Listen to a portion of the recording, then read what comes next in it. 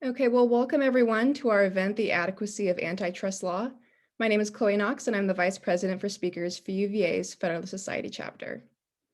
The Federalist Society for Law and Public Policy Studies is a group of conservatives and libertarians interested in the current state of the legal order. It is founded on the principles that the state exists to preserve freedom, that the separation of governmental powers is central to our Constitution, and that it is emphatically the province and duty of the judiciary to say what the law is, not what it should be. I'm delighted to introduce the moderator of today's event, Dean Paul Mahoney. Paul Mahoney served as a dean of the University of Virginia School of Law from 2008 to 2016. His teaching and research areas include securities regulation, law and economic development, corporate finance, financial derivatives, and contracts. He has published widely in law reviews and peer-reviewed journals. His book, Wasting a Crisis: Why Securities Regulation Fails, was published by the University of Chicago Press in 2015. He is a member of the Council on Foreign Relations, a fellow of the American Academy of Arts and Sciences, and a member of the SEC's Investor Advisory Committee. Dean Mahoney is a graduate of Yale Law School and clerked for Judge Winter on the Second Circuit and Justice Thurgood Marshall on the Supreme Court. He is a recipient of the All-University Outstanding Teaching Award and the Law School's Trainer Award for Excellence in Faculty Scholarship. Dean Mahoney, thanks so much for agreeing to moderate our event today. Before I hand it over to you to introduce our panelists, I'm going to remind the audience that you can submit questions via the Q&A function at the bottom of your screen throughout the event, and Dean Mahoney will read those aloud during our Q&A portion at the end of the panelist remarks. And with that, Dean Mahoney, I'm going to go ahead and turn it over to you. Chloe, thank you so much. I'm particularly delighted to be moderating this panel because I really don't know what the right answer is to the question of whether big tech's, I suppose I'll call them moral failings, are addressable by antitrust law. I am certain, though, that we've got the right people here to enlighten us about those issues. And let me quickly introduce them. We're, of course, delighted to have our very own Professor Thomas Nachbar, whose work focuses on national security, antitrust, and the nature of regulation more generally. He is also a judge advocate in the U.S. Army Reserve. He has trained, he's edited a handbook on the development of legal systems, trained Palestinian security forces, and was deployed to Iraq.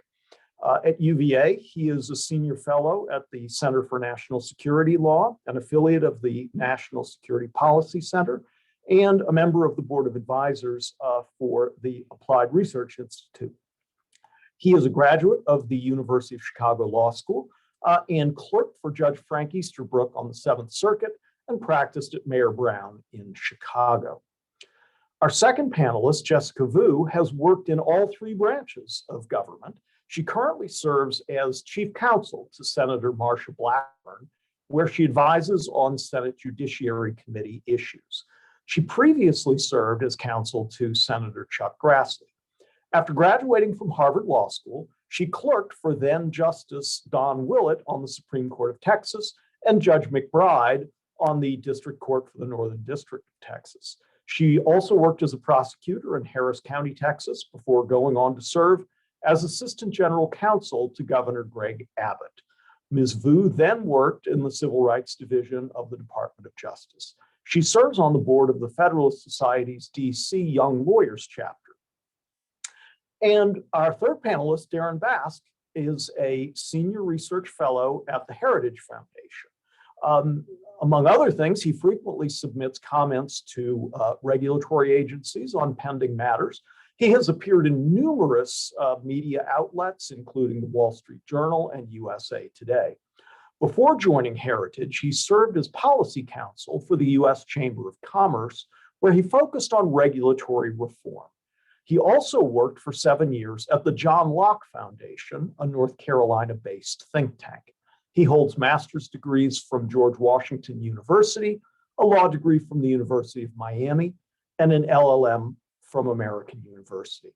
So this is a fantastic group of panelists from whom we will learn a lot. I will now turn it over to Professor Nachbar. Okay, great. Thanks, Paul. I really appreciate that. And thanks for setting us up so well. And I'm obviously very excited to be talking about this today. This is an area that I've been working in pretty extensively recently. I'm gonna I'm gonna start by talking a little bit to just really try to frame the issue.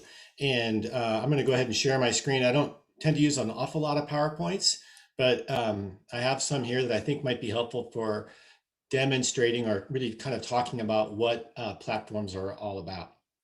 So hopefully everyone can see that okay. Um, and, uh, and so I'll talk a little bit about the structure of platforms, how antitrust sort of thinks about them right now, and hopefully that will cue up some thoughts from my co-panelists about whether that's adequate or not, or whether we need changes. And then I'll talk about a specific aspect of platform regulation, and I'll come back at the end with a couple of responses. So um, the probably the most consistent thing. So the most consistent thing about platforms right now is that there are a lot of proposals regarding platforms. Pretty much everywhere you look, there is another academic article on platforms or a regulatory proposal on platforms, and they're just getting a lot of attention. And so part of what I'm going to try to do is to separate out what I think of as being sort of extensions to really more core antitrust concerns. And again, that might prompt some discussion by the panelists who think, oh no, we should be thinking more about this in antitrust terms or not. But I'm going to try to give the is as opposed to the will be or should. So the things that I'm not going to talk about as much are things like CDA 230 immunity. There's a lot of talk regarding platforms on whether or not the Communications Decency Act should be changed, especially with regard to platforms like Facebook that host a lot of content. There's also a lot of talk about things like attention mining or data privacy or the use of data as a competitive advantage. And these are all problems, and they're interesting problems. They're not necessarily specific to the problem of platforms, at least in the way that antitrust sort of thinks of them right now. And so I'm not going to talk about them as much, but it's possible that we will come back around to those issues. Those are certainly important topics, and they're topics that people are talking about with regard to these same kinds of firms. So the way that I would talk about platforms and antitrust is antitrust, of course, it's actually a fairly limited set of rules. They are generally applied to all firms, and antitrust, there are a variety of theories and prohibitions in the antitrust laws, but they tend to focus on competition and anti-competitive harms. And so I think one of the challenges that we're going to face in this area are concerns about whether antitrust's current conceptions about competition are adequate or if they need to change, or if antitrust should be expanded to address things beyond competition. It largely ignores other social harms. So one of the things about antitrust is it tends to be applied to large firms. Large firms tend to do a lot of stuff. So large firms, for instance, if there's pollution, right, a large firm will do a lot of pollution just because it's larger. Antitrust tends to ignore those other kinds of harms and really focuses on competition. And then there's also been a lot of talk lately about the consumer welfare standard, which is a modern conception about how antitrust should be applied. And we can talk about that a bit. I think to some extent, the platform debates that are happening are also bringing up a set of conversations about whether the consumer welfare standard is the right way to go. And we might be able to talk about that, but I think that's probably not necessarily specific to the platform question. So the big case recently, fairly recently on platforms is American Express. It's the Supreme Court's first real opportunity to consider platforms explicitly in the context of antitrust. And it's not a tech case. And so I think one of the points I would make about this panel is, even though we're talking about big tech, at least with regard to platforms specifically, it's not a set of concerns that are limited to tech. Instead, the court really adopts an economic understanding of platforms, and I'll talk about what that means. And really an emphasis on collective pricing on complementary products. When you take, when a particular product has to be delivered really combining two different products together at least. And the court talked about the pricing of those two complementary products. So platforms themselves are not necessarily for antitrust purposes connected to big tech or information markets, but we're seeing that a lot of the cases in which these kinds of complementary product problems are coming up are in that area. So some characteristics of platforms, things that make up platforms, at least as the court thinks about them with regard to antitrust. So the first is that platforms have two distinct groups of users and a method for connecting those two groups of users, and then an intermediary. So for instance, Uber is probably a pretty good example of a platform. There's one group, the riders, and another group, the drivers, and then the platform connects those two distinct groups. They also frequently exhibit network effects. And I think this is one of the places where it's really easy to run into some confusion because they often exhibit direct network effects and indirect network effects. And those are two very different phenomena for the purposes of antitrust. A direct network effect is the telephone's a prototypical example. My phone is valuable to me because other people have phones. So a direct network effect is an indication that it's the property of a product that my value of it goes up based on how many other people also demand it, how many other consumers demand it. And that's a fairly unique concept. Usually our value for something doesn't go up based on how many other people also demand it. And that's the way a direct network effect works. Indirect network effects, they'll happen between distinct groups of users, and I can talk about that a little bit more. So like in Uber, that's an indirect network effect. There's a group of riders and a group of drivers. They're distinct, but they have a similar relationship that the value of the platform to the drivers goes up based on the number of riders who also use the platform, and you get these distinct groups of users. And then the point that I would emphasize that I think is not getting as much attention is the importance of price discrimination between the two groups of users. And I can talk about how that works a little bit. So a newspaper is sort of one of the prototypical examples given of a platform. In a newspaper, you have advertisers on one side, and they are going to provide advertising. But their value, right, for the advertising product that they're going to buy from the newspaper depends on how many readers there are, right? So the advertisers are one group, the readers are a different group. The advertisers are buying advertising, the readers are buying content. They're totally different products that happen to be purchased from the same entity. And in this case, the advertisers there's an indirect network effect, right? The advertising product that advertisers are buying is worth more to them based on the number of readers who buy a completely different product, the news from the newspaper. So as you might guess, right, this applies to modern platforms as well. And here I think we get into some of the complexity, and to some extent, complexity that really can confuse the debate. So Facebook operates a platform, but note on one side of the platform, the product that Facebook provides to Facebook friends is itself a network, right? Social media provides direct network effects among the people who use it. So if I use Facebook, it's more valuable to me if other people are also using Facebook. And that's important because direct network effects really lend themselves to market concentration and market power and raise a lot of antitrust concerns.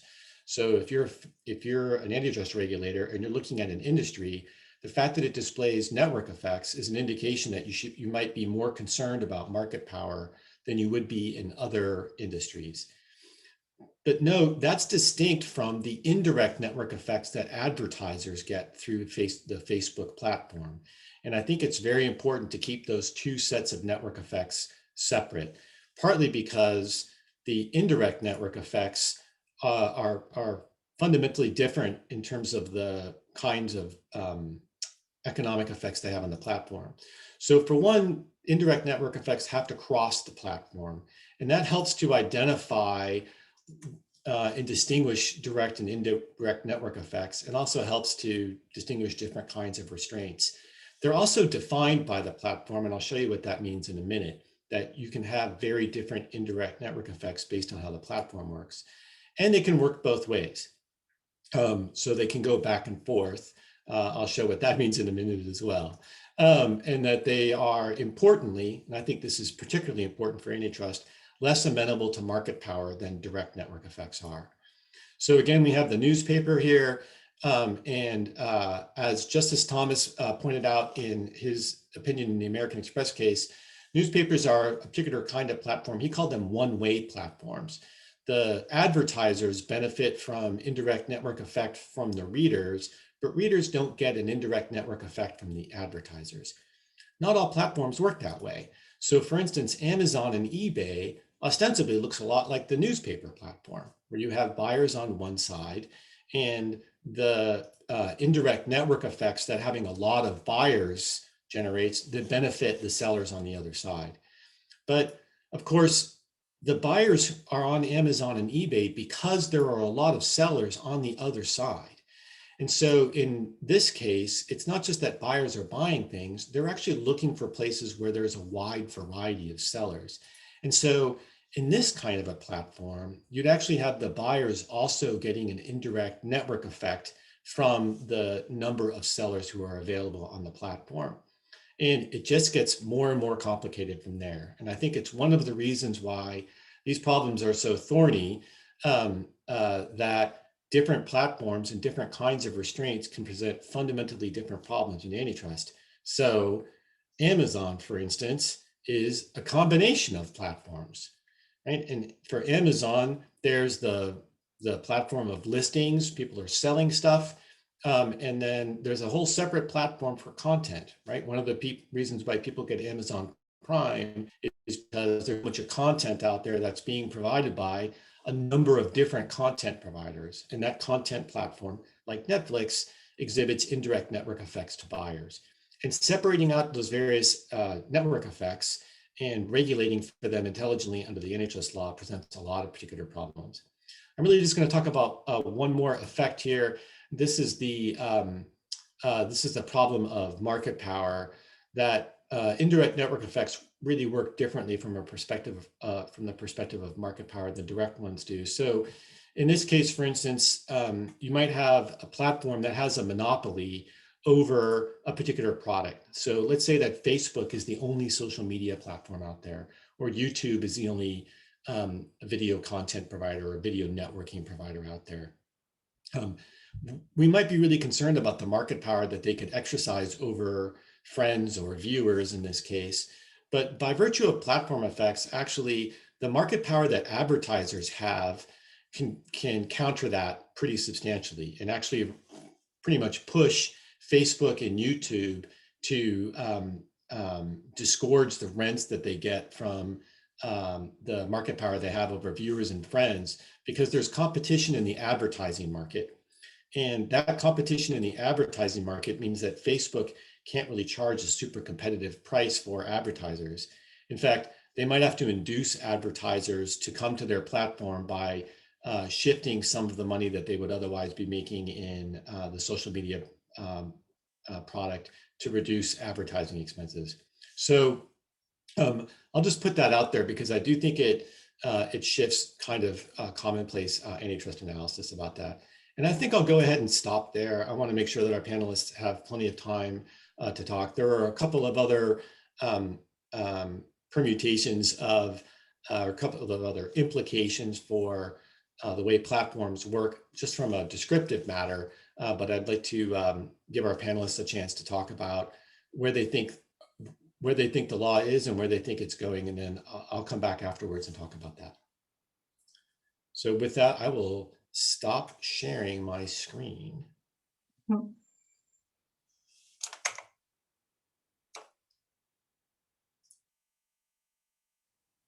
Tom, thank you very much. And now we are going to turn to Jessica.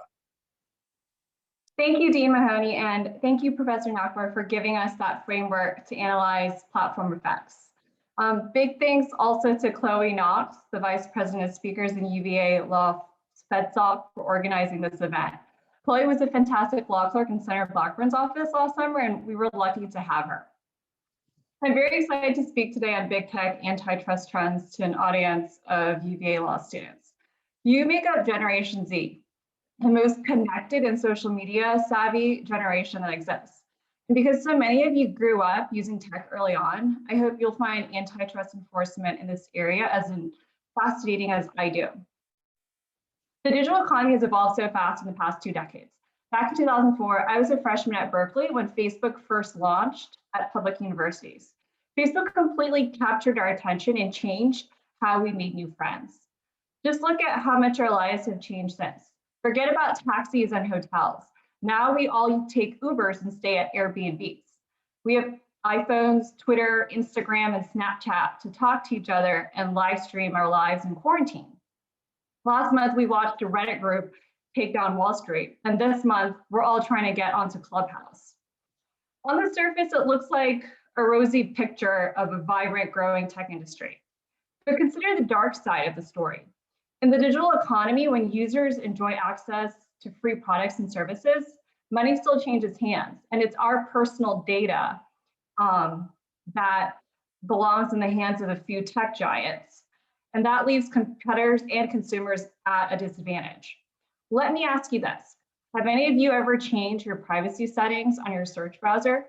Do you ever get freaked out when you discover your apps are tracking you or listening to your conversations? In my job, I advise Senator Marsha Blackburn on Judiciary Committee issues. And the top 2 issues we hear are Americans want Congress to pass a federal privacy law, and 2, big tech needs to be stopped from destroying small businesses and innovation.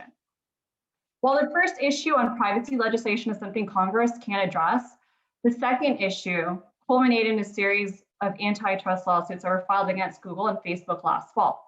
And I'll be referring to the complaints in those lawsuits today as we look at the anti-competitive conduct that was alleged. Today, I will make 2 points. First, the law empowers authorities to go after tech platforms for monopolizing conduct under Section 2 of the Sherman Antitrust Act.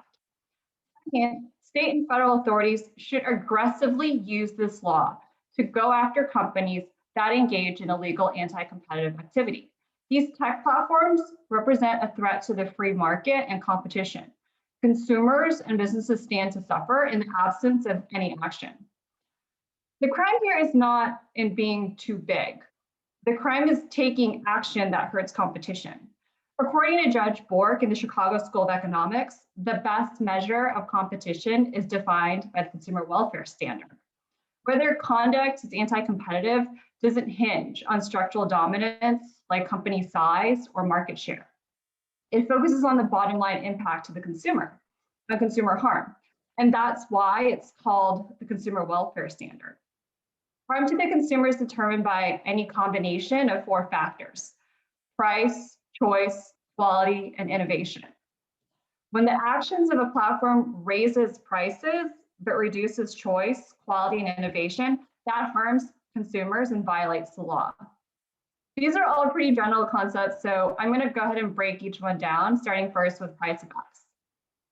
When looking at price effects in a proposed merger, enforcers look at the likely post-merger impact on price due to the removal of a direct horizontal competitor. A good example is Amazon's price competition with diapers.com over 10 years ago. It's a situation where consumers were left better off because of price competition. In the beginning, diapers.com listed a case of Pampers at $45. Amazon priced it lower at $39, and Amazon's mom subscribers could get a case for even cheaper at $30. Diapers couldn't compete on price because they didn't have the millions to absorb the loss of pricing the diapers lower. So rather than keep price matching, their parent company said yes when Amazon offered to acquire them. This acquisition eliminated the direct rivalry between Amazon and diapers. But the competition from other online and offline sellers was vigorous enough to keep the market for diapers competitive and the prices low for consumers. And with choice, based on the example we just considered, it's important for consumers to have a choice of services and products in the market. If an incumbent firm decides to buy up a rival and only one option is left, then consumers really don't have much of a choice but to rely on that one firm. Then there's quality. The quality of a product or service has lots of dimensions, and privacy is one dimension. Privacy protections empower the consumer and give them control over how their personal data is shared and used. Some people like the option of turning off their cookies. Others don't like sharing their data to third parties or getting targeted ads. People who work out may not want their Fitbit data shared. Patients using health apps certainly don't want sensitive data getting in the wrong hands. Some critics resist the idea of privacy or even quality being a key component of the test, but the reality is enforcement agencies routinely analyze non-price harms in other sectors like auto and healthcare. For example, when looking at hospital mergers, the FTC evaluates quality of care, like treatment and provider options. In the auto industry, car safety is a big quality issue. If two car makers want to merge with no effect on car prices, but the cars end up being less safe, then consumer safety is a concern. Much like here, when we're looking at tech platforms, consumer privacy is a concern. There's a Supreme Court case from 1958, Northern Pacific Railway Company, and it lays out really nicely how antitrust has long focused on issues beyond price. The Sherman Act, the court said, rests on the premise that the unrestrained interaction of competitive forces will yield the best allocation of our economic resources, the lowest prices, the highest quality, and the greatest material progress. Progress refers to innovation. An innovation effects when a firm innovates entirely on its own without agreeing with any other firm about anything. Rarely is there a violation of antitrust laws. The exceptions are predatory acts by monopolists. The classic case of innovation harm is the Microsoft case. Microsoft's dominance in the Windows operating system market meant it had network effects, a network of locked-in Windows users. To thwart Netscape's growth, Microsoft made it difficult to install Netscape on Windows and prevented computer makers from favoring non-Microsoft applications. And Microsoft pressured computer makers to deny access to an alternative OS and forced chip makers not to make chips that would allow changes. The Microsoft case is now paving the way for the Google case.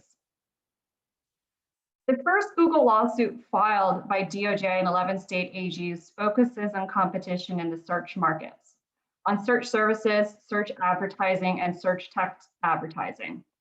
We know Google holds a monopoly in the US online search market. It's a statistical fact. Nearly 90% of online searches in the US run through Google. And as a result, Google owns massive amounts of data about us. Our Google search history, Gmail messages, Google Maps routes, YouTube watch history, Google Calendar events, and Google contacts. And Google's path to market dominance in search is laid out in this lawsuit. It turns out Google pays off other companies billions of dollars to force users to stay within the Google walled garden. According to the lawsuit, Google forces browsers, wireless carriers, and phone makers into a series of exclusionary agreements. Some agreements are called anti-forking agreements, and under these, Android device makers must promise they don't do anything that cause or result in fragmentation of Android. Then there are the pre-installation agreements. They require pre-installation of Google apps like Search and Chrome, YouTube, Gmail, and Google Maps with Android device makers. Or they require that these apps always be set as a default search settings. Finally, you have these revenue sharing agreements where Google agreed to pay off these companies to the tune of $40 billion. Apple got between 8 to 12 billion, which is 15 to 20% of Apple's worldwide net income. In exchange for those payments, Google's search engine is set as a default for Apple's Safari, Siri, and Spotlight. In the Google case, the government is trying to apply the Microsoft framework. They claim that Google's anti-forking, pre-installation, and revenue sharing agreements thwarted the rise of Android rivals. This ensures the continued dominance of Google search on those devices. Google responds that ending this would harm consumers and reduce competition in the mobile OS market. In that market, Apple and Google compete on revenue models. Apple charges for iOS. Google gives it away for free, but earns revenue off of users' searches. If the government wins and forces Google to change, there could be less innovation. And Google argues that they'd have to copy Apple's business model, charge manufacturers for Android, or reduce Android investments. How can the government still argue that Google's business models ultimately hurts innovation? And you can argue that Google's self-preferencing practices harm new entrants in innovation. Self-preferencing is a practice also known as search bias. Back in 2013, the FTC looked at Google's practice of favoring its own properties over competitors in search result rankings. Even Elon Musk said the best place to bury a dead body is on the second page of Google search results. In the Google-run ecosystem, Google gets to decide how to amplify its search properties, its favorite news, and its preferred YouTube content, even if the result is less relevant to the user. TripAdvisor and over 30 lodging providers filed a complaint with the EU to object to Google's self-preferencing practices. Ironically, many of these travel companies pay for ad placement on Google, only to see Google demote their results. These competitors argue Google is destroying innovation by suppressing their online presence. No matter how great the product is, if there's no visibility and no customer traffic, there's little incentive to innovate. And in the absence of any other search alternatives, users have no viable choice but to accept targeted ads based on data collection practices. Users are forced to sacrifice their privacy and settle for less data protection. Now, just as users are beholden to the Google ecosystem, so are advertisers and news publishers. We just finished discussing the Google search platform. Now we turn to Google's ad exchange platforms. And I think the example that Professor Nachbar used earlier with Facebook's ad exchange network is really helpful to understanding Google's. When Google bought DoubleClick in 2008, it positioned itself well to take over the online ad exchange market. Google's monopoly over the online ad exchanges was the basis of a second lawsuit filed last year by 10 Republican state AGs. The lawsuit targets 4 different markets related to ad exchanges. For time's sake, we're just going to focus on the publisher ad exchanges. And this is how it works. Ad exchanges match up news publishers on one side with advertisers on the other side. On the publisher side of the exchange, you have publishers like the Washington Post, New York Times, Fox, Spotify, and ESPN. On the advertiser side, you have companies like Target, Home Depot, and retailers like Tory Burch, Nike, businesses that want to advertise. Google stands in the middle, operating the exchange. And when advertisers want to buy ad space, they bid on open ad slots on the publisher sites.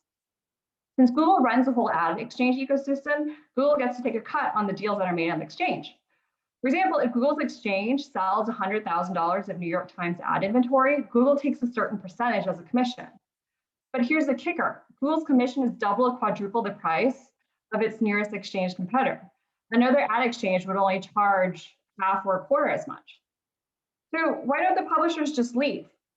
That's because the publishers can't really go to alternative exchanges. Google has a rule that if you want to trade in their ad exchange market, you have to promise you don't trade in other exchanges.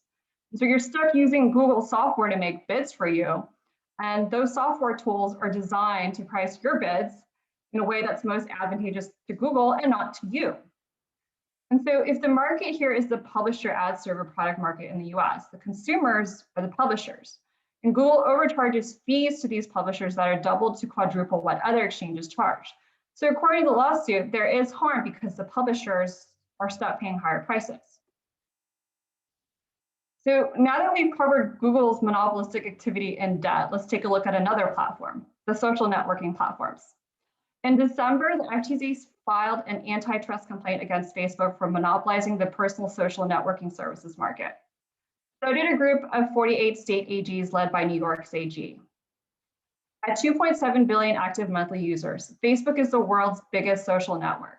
Facebook has nearly 200 million users in the US. It controls 95% of the American social networking market. It owns and operates a trio of apps, Messenger, Instagram, and WhatsApp. Facebook acquired Instagram for $1 billion in 2012 and WhatsApp in 2014 for $19 billion.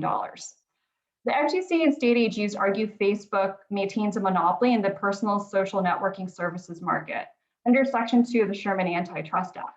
The state AGs go further. They argue that the Instagram and WhatsApp acquisitions are illegal under Section 7 of the Clayton Act. At the time the WhatsApp deal was made, Zuckerberg promised that WhatsApp's user privacy features would be preserved, but Facebook then backtracked on that promise. 2 years after the deal was made, Facebook changed WhatsApp's terms of service and privacy policy. And under the new policy, Facebook forced users to combine user data across its services.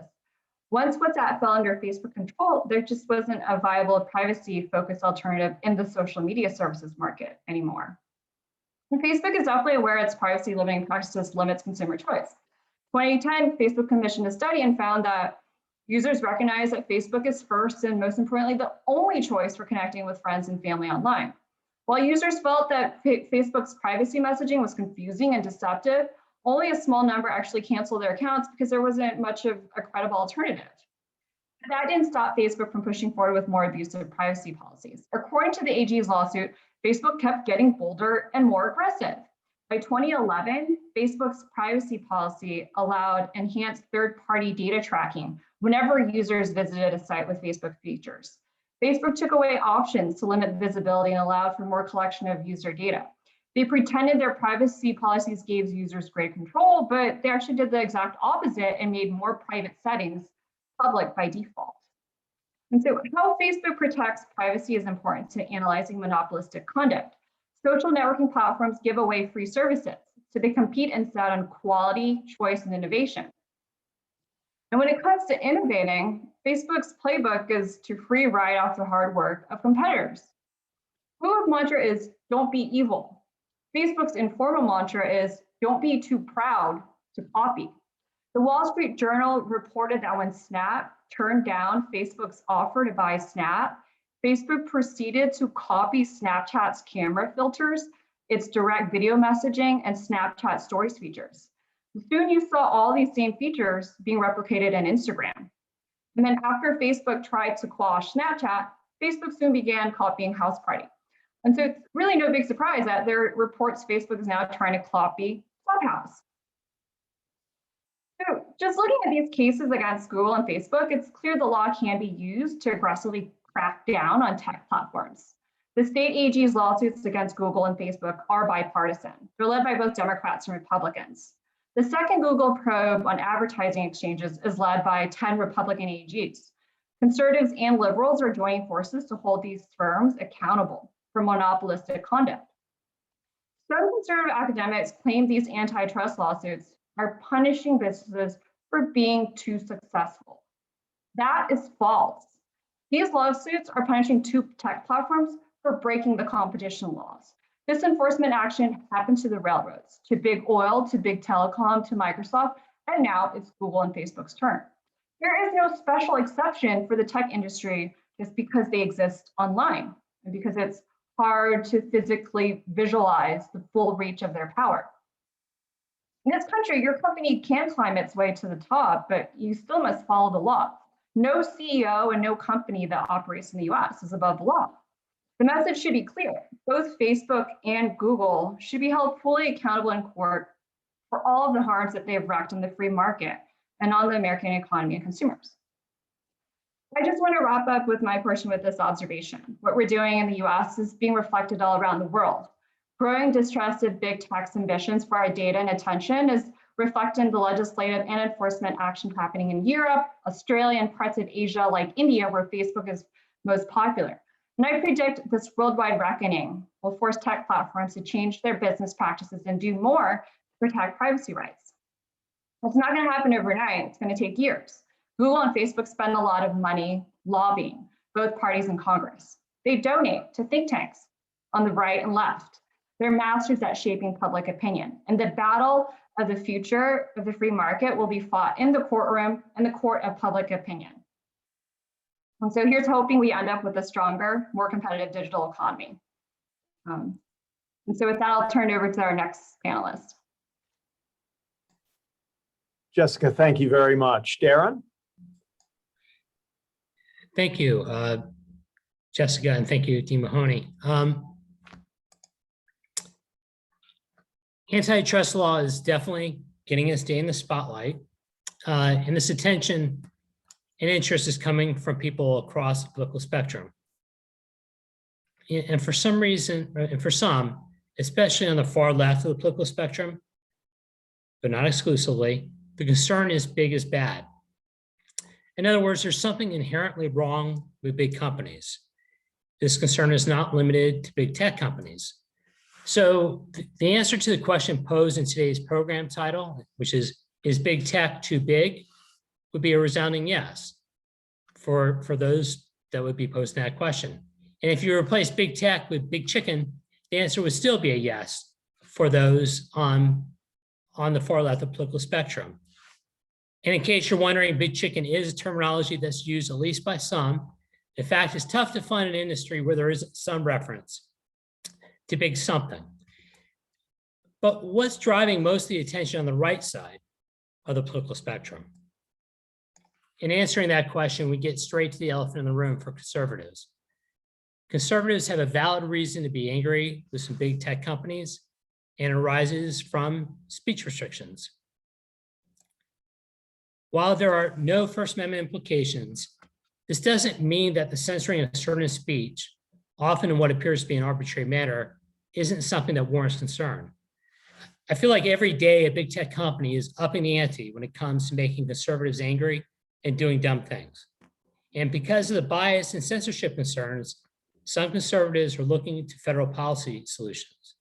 And I understand that desire, but if there's going to be a policy solution, it's important that it be a narrow solution to properly and directly address a genuine problem. Antitrust just doesn't meet that requirement. Antitrust is a specific tool that has nothing to do with addressing non-competition issues such as bias and censorship. So if there are two things I hope that will come out of my presentation, they're this. One, antitrust is the wrong tool for addressing bias and censorship concerns. And two, reforming antitrust law to address concerns regarding big tech will not be limited to big tech. It will lead to the federal use of a new and weaponized antitrust that would be used across every industry. So let me just provide some background on antitrust that's relevant to the current big tech debate. First of all, antitrust law rejects big is bad. Antitrust law doesn't make it illegal for a company to be big, and it doesn't make it illegal to have monopoly power in and of itself. Instead, it's concerned with anti-competitive conduct and what is referred to as exclusionary conduct. It's concerned with how a company has acquired or maintained monopoly power. In Verizon versus Trinco, Justice Scalia, writing on behalf of a unanimous Supreme Court, stated, to safeguard the incentive to innovate, the possession of monopoly power will not be found unlawful unless it is accompanied by an element of anti-competitive conduct. So imagine running a business and then being worried that if you're too successful, you're going to break the law. What would you do? Well, you wouldn't innovate, you wouldn't invest, you wouldn't do anything that would make you too successful. You'd want to be just successful enough. Such a mindset would discourage people from even starting businesses. It would hurt Americans by being deprived of new goods and services to improve our lives and meet critical needs. It would mean fewer choices, lower quality products, and likely higher prices. And when there are higher prices for essential goods and services like food, there will be a disproportionate impact on low-income households. So in other words, it would be a complete mess if businesses were discouraged from being too successful. Antitrust rightfully is concerned with improper firm behavior, not about punishing a firm for its success. A second point I want to bring up, antitrust is concerned with the harm to the competitive process, not competitors. For something to be deemed exclusionary conduct, it must have an anti-competitive effect. As the DC Circuit has stated, it must harm the competitive process and thereby harm consumers. In contrast, harm to one or more competitors will not suffice. So antitrust law is therefore not concerned with trying to help businesses. They're simply being outcompeted by other businesses. In fact, taking action to help them would undermine the competition that antitrust law is supposed to protect. And a third important point is I want to address the consumer welfare thomas Nachbar brought it up, and let's flesh it out a bit. One of the major conservative achievements of the last 40 years is the adoption of the consumer welfare standard. Conservatives shouldn't undo this achievement. They should be fighting to preserve it. But this achievement isn't just something that should be of concern to conservatives. Judges and scholars across the political spectrum have embraced the consumer welfare standard. So early antitrust law was inconsistent and unpredictable and reflected a desire to protect small businesses and achieve vague political and social objectives. So during his Senate confirmation hearing, Justice Scalia humorously explained the past incoherence of antitrust law, stating, "Indeed, in law school, I never understood antitrust law. I later found out, in reading the writings of those who now do understand it, that I should not have understood it because it did not make any sense then." Numerous conservative scholars, such as Robert Bork in his landmark book, The Antitrust Paradox, helped to shape modern antitrust doctrine and give it some much needed focus. To these scholars, antitrust law should be concerned solely with economic welfare, as opposed to an approach that included vague non-economic objectives. And it should help ensure that consumers are protected from anti-competitive behavior. In 1979, the United States Supreme Court in the case Ryder versus Sonotone Corporation, citing the antitrust paradox, concluded, Congress designed the Sherman Act as a consumer welfare prescription. The consumer welfare standard approach had won the day. So the last thing we want to do is go back to the early 20th century and then adopt incoherent antitrust law. But going back to incoherence and worse is where some would like to go. So like Supreme Court Justice Louis Brandeis and neo-Brandeisians, such as Senator Elizabeth Warren, believe that big business is bad in and of itself. To them, antitrust should be used to go after big tech because big businesses and a high concentration of power within an industry are problems to be fixed. Part of this mindset is a belief that the federal government is capable of knowing what a specific market should even look like, including what the concentration levels should be within industries. Nobody has that knowledge, not on the left, right, or the middle. What makes the consumer welfare standard so important is that it provides a clear and guiding principle for antitrust.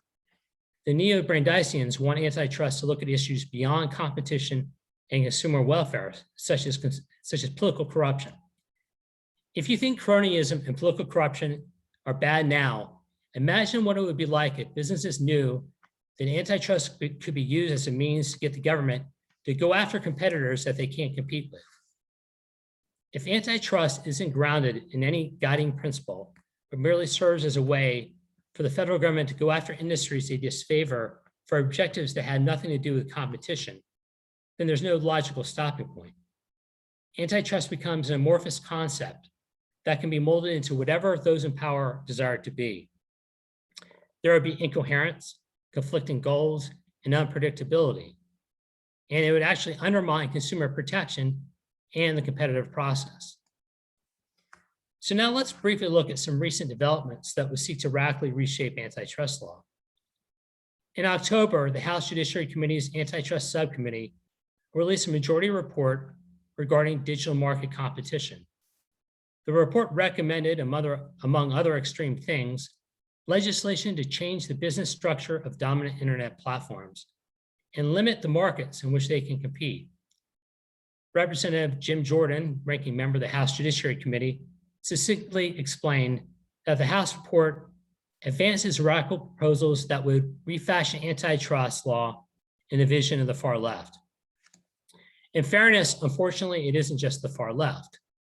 Let's take one aspect of the report, specifically what the subcommittee report recommends when it comes to mergers and acquisitions.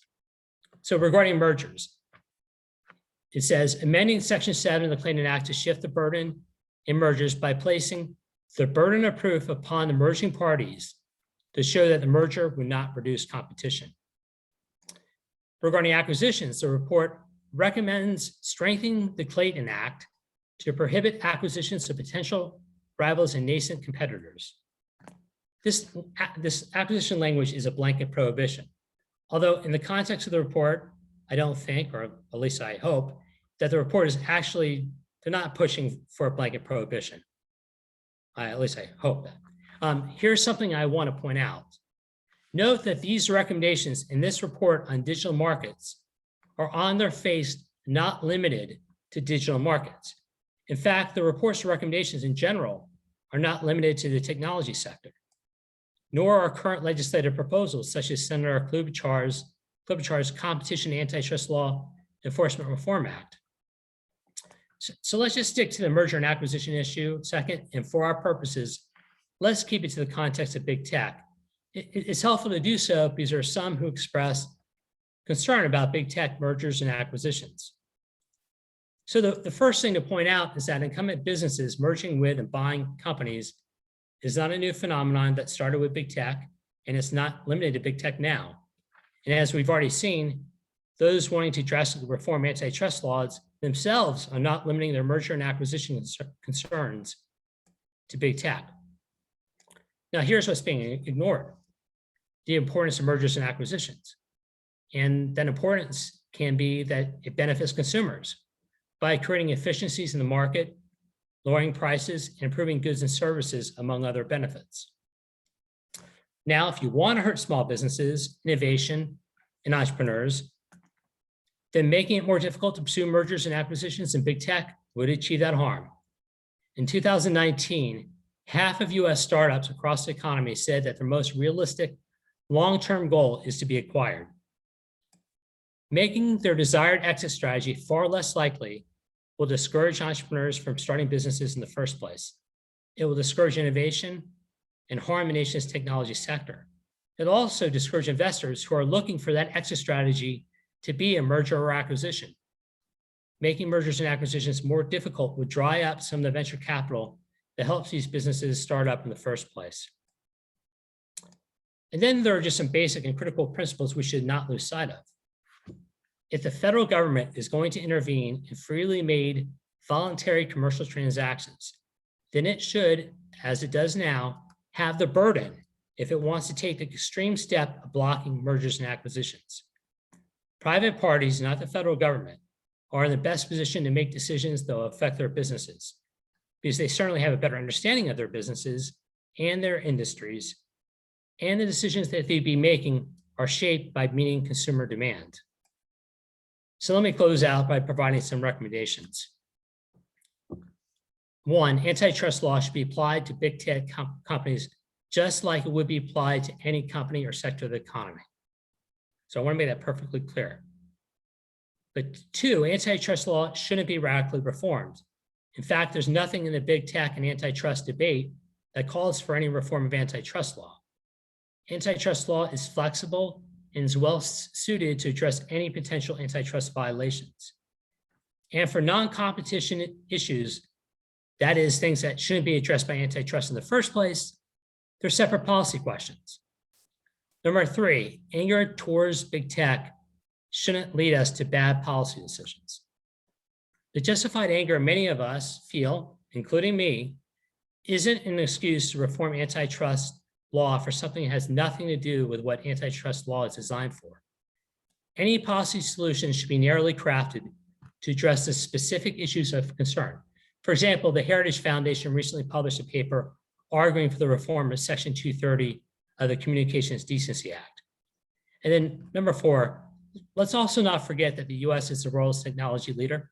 Almost half of the 2019 top 50 digital companies listed by Forbes were American businesses.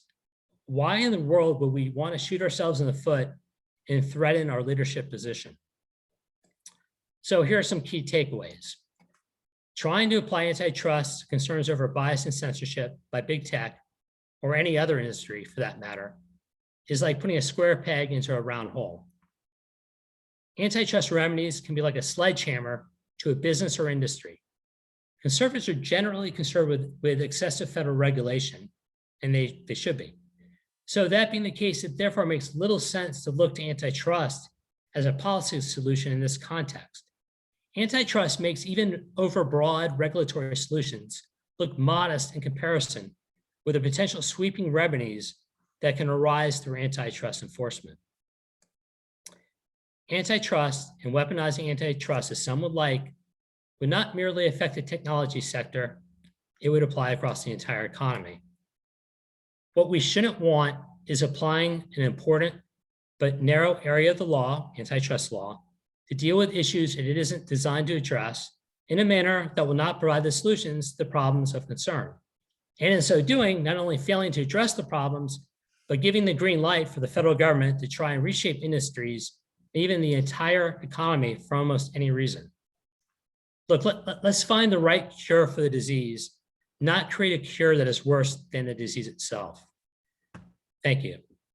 And Professor Nachbar or Dean Mahoney, back to you.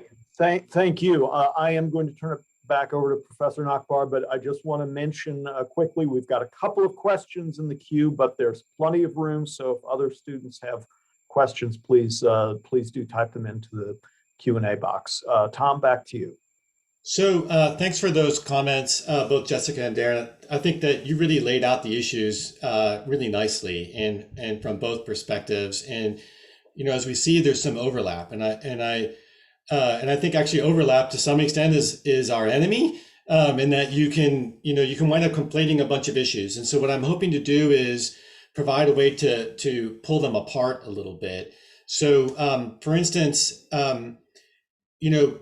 one of the points or one of the really interesting things about platforms is that they essentially combine two different products together, right? So like Facebook, for instance, for the purposes of financing and producing the Facebook product, combines the social media product, which it develops and it provides for free, right, with the advertising product. And then by combining those two products together, they essentially engage in price discrimination between the two groups, that they get the advertisers essentially to subsidize the use of the social media platform by individuals. And so those benefits cross the platform. And so one of the things that I think that's interesting, so Jessica, for instance, pointed out the recent the FTC and state suits against Facebook. Note that the allegations in those claims, they all happen on the consumer side of the platform, right? Those are about combining WhatsApp and Messenger and Instagram. Those are all social media products. Those really don't cross the platform at some level. And so one helpful consequence of thinking about platforms in this way is you can parse out and separate what look like, these are really horizontal concerns about a merger among these different social media products. You can separate them from what Facebook does as a platform with the indirect network effects for advertisers, and you can parse them out. And I actually don't think that Facebook's status as a platform, and I get the sense both actually from Jessica and Darren, that Facebook's status as a platform really makes a difference with regard to how one would analyze that merger, for instance, right? That you would be like any big firm that was merging with other firms that provide similar products. And it doesn't matter that they're tech, and it doesn't matter that they're a platform. You would think about it in the same way. And I think that being able to identify those areas of overlap are really helpful, so long as we don't, but we have to be able to keep the issues separate in our heads, right? And I think when we do that, we can actually find a lot of agreement on both sides. So I guess I had a couple of questions, and maybe I'll try to start this a little bit with questions. Jessica, I was wondering, you were talking a lot about data and Facebook and some of the things that Facebook did with data and data policies after the merger. And I guess I was wondering how much of that you think is the merger versus how much of that is Facebook's either data policies or their consumer facing policies, right? So the FTC actually has really engaged Facebook on privacy.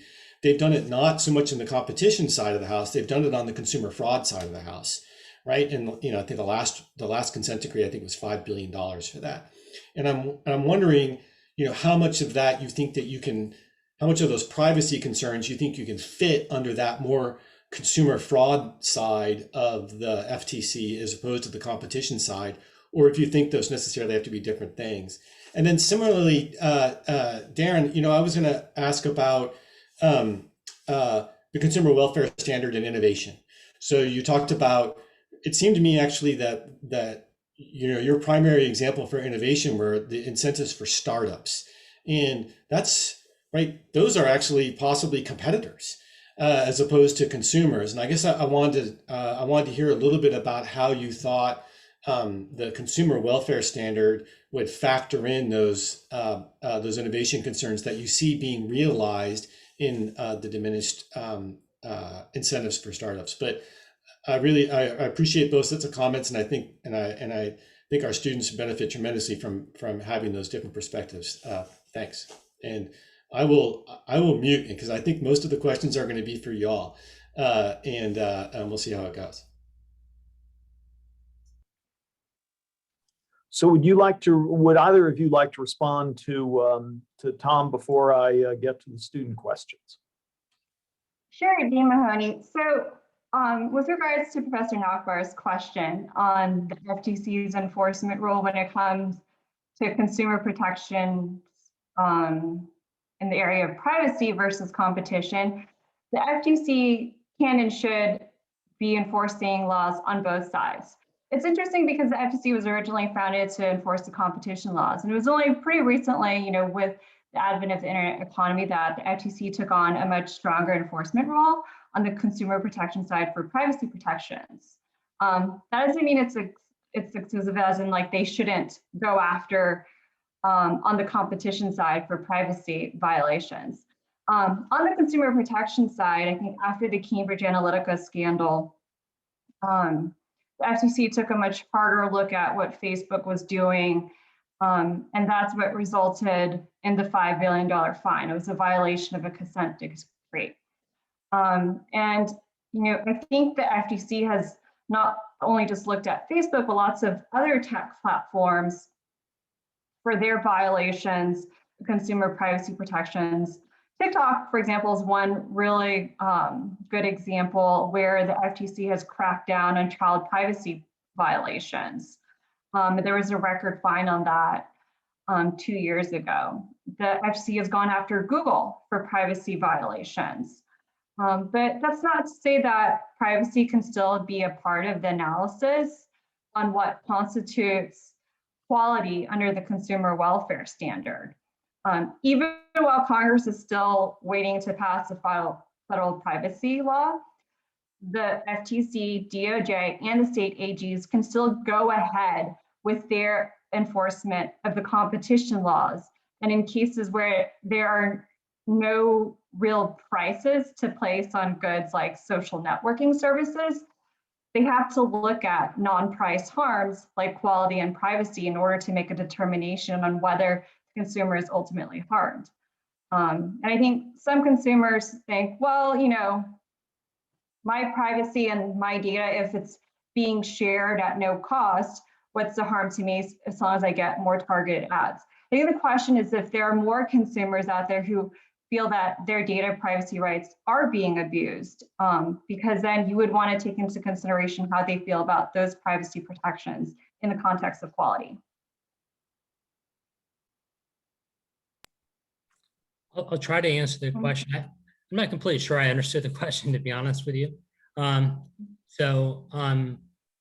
You're bringing up the fact, I was discussing that by changing the burden and making it more difficult for mergers and acquisitions, you would wind up hurting some of these startup businesses from achieving their exit strategies. And what I think would happen for consumers is ultimately a lot of these companies that we would actually have that would be started, you're not going to get all those creative ideas that would otherwise have. The companies that are acquiring these firms have resources and economies of scale that can maximize the benefit of these smaller companies that these small companies wouldn't otherwise be able to achieve themselves. And that makes it possible for these incredible innovations to actually reach the consumers when they otherwise wouldn't. So I'm not sure if I got to what you're asking, but that's. No, I think that's it basically. I just wanted to try to get an articulation about how you got from the incentives for startups to a consumer benefit. Because I think that, one of the concerns with the consumer welfare standard, right, is that it doesn't necessarily account for these sort of dynamic kind of changes. And I think that you can describe it, right? I think it can be done. I just wanted to, I kind of wanted to get that out there a little bit. So that's great. Thanks. Sorry, I was a little elliptical with my question. So. Okay, let's get to some student questions. So I'm just going to go in order. First question is, couldn't the quality component of the consumer welfare standard incorporate privacy and data concerns? Well, Dean Mahoney, I can take that question. I think I answered a form of that just now. But yes, quality should incorporate considerations like protection for the way that data is being shared and used. And there are a lot of laws on the books right now, like HIPAA, Gramm-Leach-Bliley, that already protect how health and financial data is shared to third-party groups and marketers. you can still use that as a framework for understanding how privacy should be protected on the competition side. And that's what DOJ, the FTC, and the state AGs have done in their lawsuits. Great, thank you. Second question.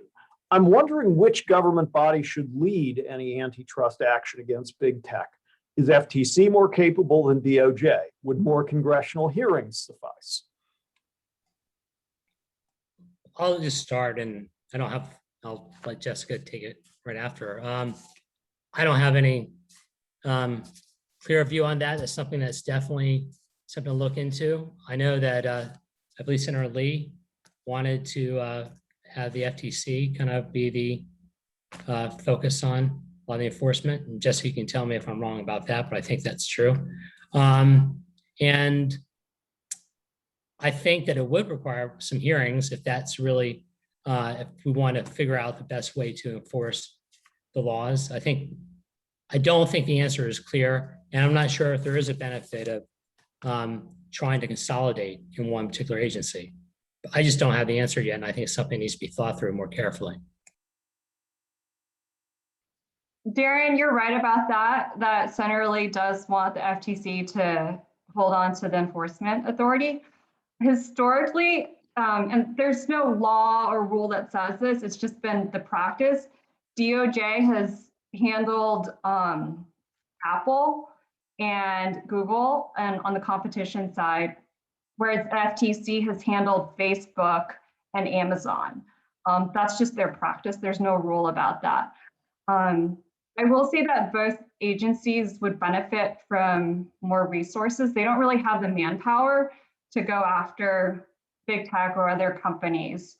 And that's why you have the state AGs. They're very aggressive in this. And I think that's why you see in the Google lawsuits, there are multiple lawsuits, and there's one, the 10 Republican state AGs on the ad exchange monopoly lawsuit. So even if DOJ and FTC don't have enough resources to go after big tech in the way they need to, you have 50 state AGs who could make up for it.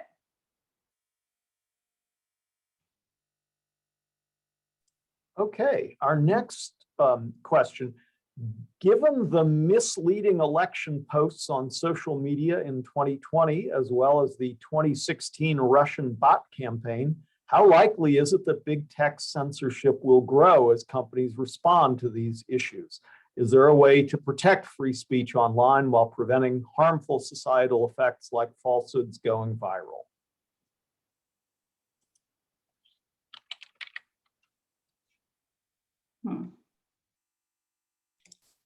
Well, I'll say that I don't do a lot of work on Section 230 and some of the censorship issues. The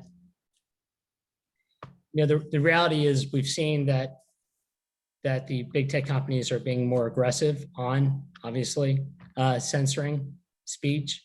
And for one side, so on the 230 issue, left and right agree, a lot of people on the left and right agree that there should be reform of 230, but they agree for completely different reasons. The left wants kind of more aggressive censorship or control over certain types of speech. And then on the right, it's kind of this desire to have less censorship. So while there might be some agreement to reform 230, the fact that they have completely different objectives may make reform of 230 difficult. My expectation is right now, we're seeing so much restriction of speech, not only in the big tech space, but just in society in general. I would continue to believe that we'll continue to see censorship in the future. And Darren, I'm going to jump in over there. I know you mentioned earlier that, conservatives shouldn't conflate free speech and censorship with competition law. And, I agree with that, but I think there's another dimension, especially when we're looking at how news publishers have been suppressed and censored, to really understand how antitrust laws can still come into play. Some of you might remember that over the summer, Google demonetized two different conservative publishers, the Federalist and zero hedge. And so some of you might be wondering, what does that mean? So news publishers depend on Google ad revenue in order to fund their operations. And both the Federalist and Zero Hedge depend on Google ad traffic in order to pay their reporters and do their reporting. Both of the websites have comments options where basically anybody reading the articles can comment on the articles. And so a Google employee didn't like some of the content on the comments, not the news articles, but the comments. And because this Google employee disagreed with the content, and granted, I think there was some very inflammatory language on there that was being used, not condoning any of it. Because this Google employee disagreed with it, Google shut down the ad revenue to both of those websites. And so what does that mean for the publishing industry as a whole? It means that Google can control the news that we end up reading, because if these publishers don't have a way to get ad revenue, how are they going to survive? And you see the same battle being played out in countries like Australia. For example, like this past month in February, Facebook and Google got into a fight with the Australian legislature over having to pay for news sources. And so if Google and Facebook controls the levers on how the publishers make money, they can control how we read the news, and in turn, they're controlling the direction of public opinion and in turn, free speech. So, I don't agree with trying to conflate free speech and competition laws directly, but I think it's important to understand the other dimension on how Google and Facebook's power over the advertising exchanges can really end up hurting the media that we end up reading and hearing about. So that's So, I guess what I would say here is, I think this is a fantastic example of how technology allows us to combine issues in a way that we could not have before. So if, for instance, in the 19th century, a railroad had refused to carry newspapers because the content in the newspaper was considered problematic or scandalous or whatever, that just sort of wouldn't have computed. And the part of the problem is that Google is both, right? It's a content provider, it's a search engine, it's an ad provider, it's got it hosts content, right? It operates a huge network that carries information, and parsing out these different aspects of Google, I think, is really hard. And I think regulators are going to be very careful about thinking about how they're going to regulate firms like Google between activity that looks more like content creation and generation, and activity that looks more like just providing services to a variety of different firms. And I don't think there are a lot of easy answers there, but I think we're going to have to be very careful about how we parse and combine examples when we're thinking about how we're going to do regulation in this space. Note, not sure much of this has to do with Google's anti-competitive conduct or not, right? It has to do with Google's market position at some level, but it has as much to do with the kind of services that they're providing, I think, as with market concentration. It just highlights how difficult a space this is to think about. Also important to not have overbroad or too narrow definition of what the relevant markets are, which, for people that want to have aggressive antitrust, they'll want to have as narrow definition as possible. And people that don't want as much of aggressive antitrust, they'll want maybe the broader definition. I think that there's a tendency to kind of be too narrow in the definition. I know we're running out of time, but I think I'll leave it at that. Thank you. We do have a hard stop at 6:15, which we have reached. I learned an immense amount, and I just want to thank all of our panelists. This was a fantastic discussion, and we really appreciate it. Thank you so much. Dan and Jessica, I know that I'm actually just a panelist here, but as part of the university, thank you so much for coming down. I know how much our students really appreciate these conversations. And thank you so much for taking the time that you had to talk with them. Absolutely. Thank you. Thank you. Thank you. Thanks for having us. Thanks, Paul, for moderating and for keeping us on track. I really appreciate it.